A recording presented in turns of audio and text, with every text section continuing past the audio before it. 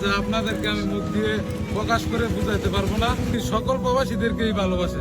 স্যারের ভালোবাসার যে জানান এটা আমরা মুখ দিয়ে প্রকাশ আমি করে তোমার ভাই ভাই ভাই হ্যাঁ, বড় ভাই।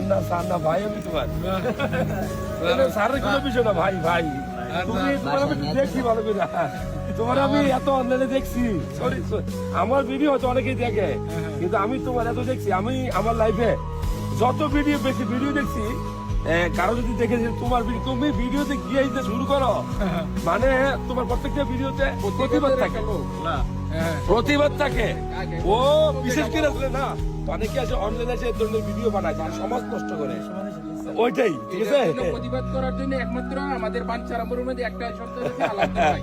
ও বাঞ্ছারামপুর না ও ও হইলো প্রবাসীর কণ্ঠস্বর আর বাংলাদেশের একটা ভবিষ্যৎ যদি বাইসে থাকে দোয়া রইলো চলো ইনশাআল্লাহ দোয়া করবেন।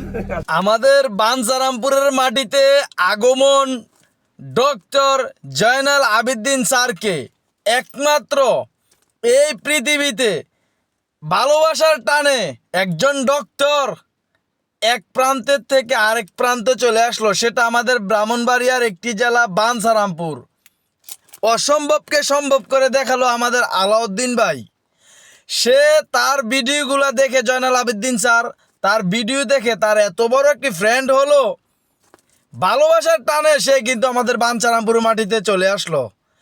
এর চাইতে বড় সুখবর হলো আমাদের মাঝে সে এসে 100 জন রুগীকে বিনা খরচায় চিকিৎসা করে দিয়ে গেল, টিপস দিয়ে গেল। এটাই বা কয়জনে করে ভাই? আপনার প্রতি আমাদের বাঞ্ছারামপুর ব্রাহ্মণবাড়িয়াবাসীদের অসংখ্য ভালোবাসা রয়ে গেল।